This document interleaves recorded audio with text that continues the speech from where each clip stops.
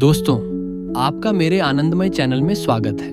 अगर किसी ने मेरा पहला भगवत गीता का परिचय वीडियो नहीं देखा है तो नीचे दिए गए लिंक पर जाइए और वह देखकर आइए ताकि आपको पता चले कि भगवत गीता की शुरुआत कैसे हुई। और अब हम शुरू करते हैं भगवत गीता का अध्याय 1 श्लोक 1। धृतराष्ट्र उवाच धर्मक्षेत्रे कुरुक्षेत्रे संवेता युयुत्सव माम काह पांडवाश्चैव किम कुर्वत संजय।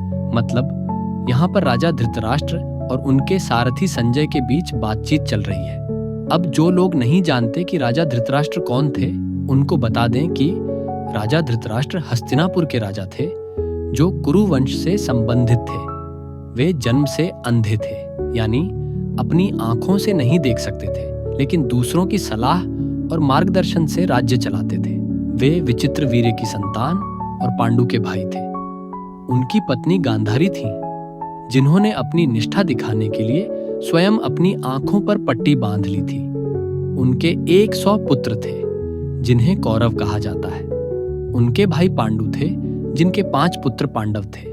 धृतराष्ट्र अपने पुत्रों के लिए बहुत प्यार और लगाव रखते थे, लेकिन निर्णय लेने में थोड़े कमजोर थे, क्योंकि वे हमेशा कौरवों का पक्ष लेते थे। उनका यह लगाव और संघर्ष से डर ही आखिरकार कुरुक्षेत्र युद्ध का कारण बना। अब वापस चलते हैं हमारे पहले श्लोक 1 पर।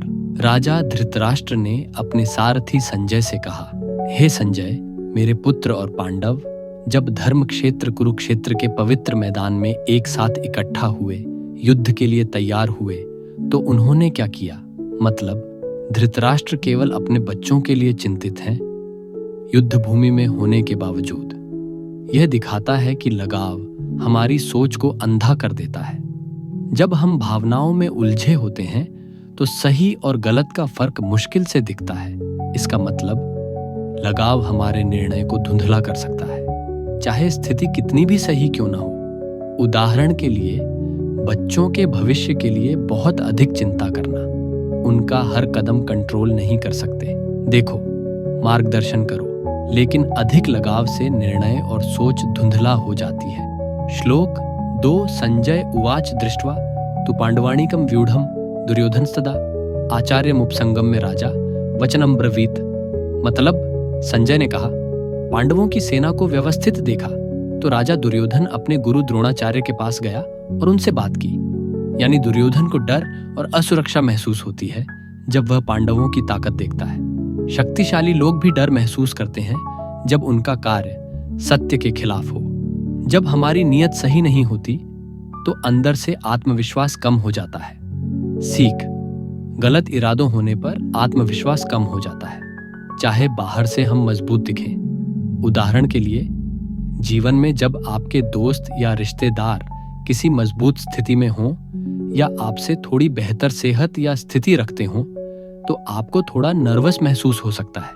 इसलिए अपने डर या असुरक्षा को स्वीकार करें, लेकिन अपनी जिम्मेदारियों और प्रयासों पर ध्यान केंद्रित रखें। दोस्तों, वर्स 1 और वर्स 2 हमें यह सिखाते हैं कि ज्यादा लगाव और चिंता हमारे निर्णय को धुंधला कर सकती है और भावनाओं में उलझने से सही और गलत का फर्क मुश्किल हो जाता है। साथ ही जब हम किसी स्ट्रॉन्ग ओपोनेंट या सिचुएशन को देखते हैं तो डर और इनसिक्योरिटी महसूस होना सामान्य है। इन दोनों श्लोकों से यह सीख मिलती है कि अपनी फियर और इनसिक्योरिटीज को एक्नॉलेज करो, लेकिन APNI रिस्पॉन्सिबिलिटीज और एफर्ट्स पर फोकस रखना सबसे जरूरी है।